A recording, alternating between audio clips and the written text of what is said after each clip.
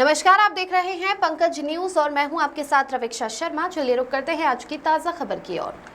बड़ी संख्या में एकत्रित होकर आज कायस्थ समाज सीहोर कलेक्ट्रेट कार्यालय पहुंचा, जहां पंडित प्रदीप मिश्रा ने चित्रगुप्त भगवान को लेकर जो अभद्र भाषा का प्रयोग किया, उसको लेकर कायस्थ समाज में आक्रोश है। पंडित प्रदीप मिश्रा मुर्दाबाद के नारे लगाए। कायस्थ समाज का कहना है कि पंडित प्रदीप मिश्रा बार बार अनाप शनाप बयान देकर अपना ग्राफ कम कर रहे हैं।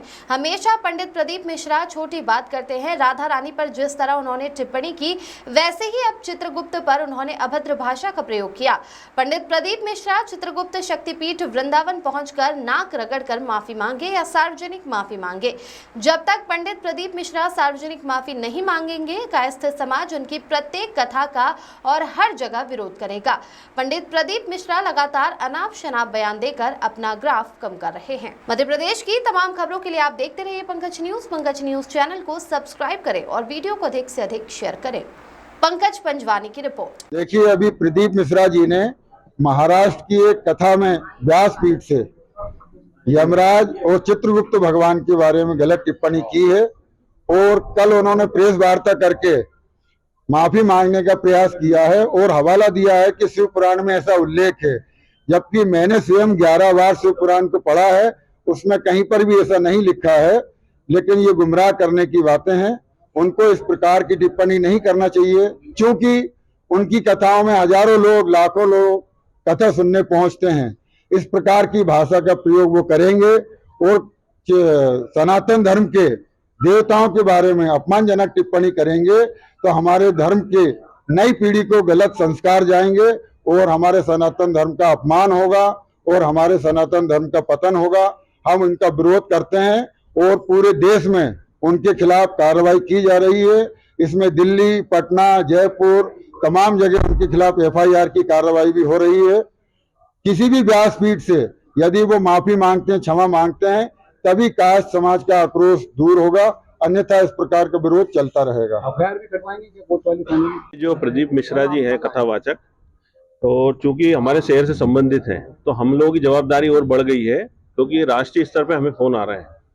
और मिश्रा जी की ये पहली बार नहीं है, चाहे महिलाओं के अपमान की बात हो, चाहे मंदसौर में महिलाओं को लेकर उन्होंने कहा कि यहाँ की महिलाएं वेश्यावृत्ति बंद करें, एक सार्वजनिक रूप से उन्होंने कहा कि मंदोदरी की बच्चियां हैं, और राधा रानी के बारे में उन्होंने बहुत गलत जो विवाह के बारे में प्रसंग बताया। और ऐसे ही कल जो उन्होंने माफी मांगी, तो माफी में उन्होंने माफी नहीं मांगी, उन्होंने बल्कि ये बताने का प्रयास किया कि मैं तो जो बोलता हूँ वो वेद पुराण से बोलता हूँ, और वेद पुराण की बात कई लोगों ने पढ़ी नहीं होती, समझ नहीं आती। तो अगर ऐसी कोई आहत हुई है तो ये जो भाषा है, ये तो उन्होंने अपनी बात की और पुष्टि की है कि मैंने जो कहा है वो वेद पुराणों में लिखा हुआ है। इससे हम लोगों में और रोष हो गया है, और हमारा तो उनको ये है कि भगवान से भी प्रार्थना करते हैं कि उनको सद्बुद्धि दे, नहीं तो उनका जो ग्राफ बढ़ रहा था ये अब धराशायी होने को है। और ये जो वक्तव्य दे रहे हैं ये ईश्वरी हो सकता है इनसे दिलवा रहा है कि अब इनका अंत समय, मुझे ऐसा लग रहा है कि लोकप्रियता खत्म होने वाली है, और अगर इनको भगवान अगर थोड़ी भी बुद्धि है तो ये अभी जाएं, हमारा जो है वृंदावन में चित्रगुप्त पीठ है, वहां पे ये नाक रगड़े जैसे इन्होंने वृंदावन में की थी।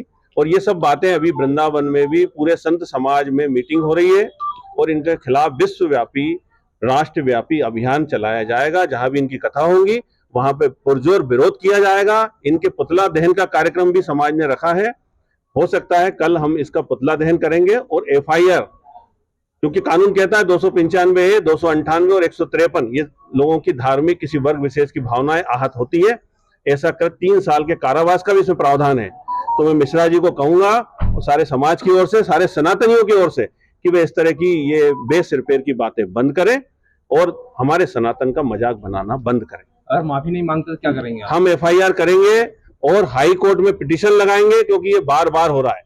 और मुझे उम्मीद है न्यायपालिका से वो बिल्कुल इनके खिलाफ कार्रवाई होगी और मिश्रा जी को मुंह की खाना पड़ेगी। और ये जितना ये अनशन बोल रहे हैं, ऐसे कोई भी कथावाचक, उन पे भी आगे के लिए एक मिसाल कायम होगी।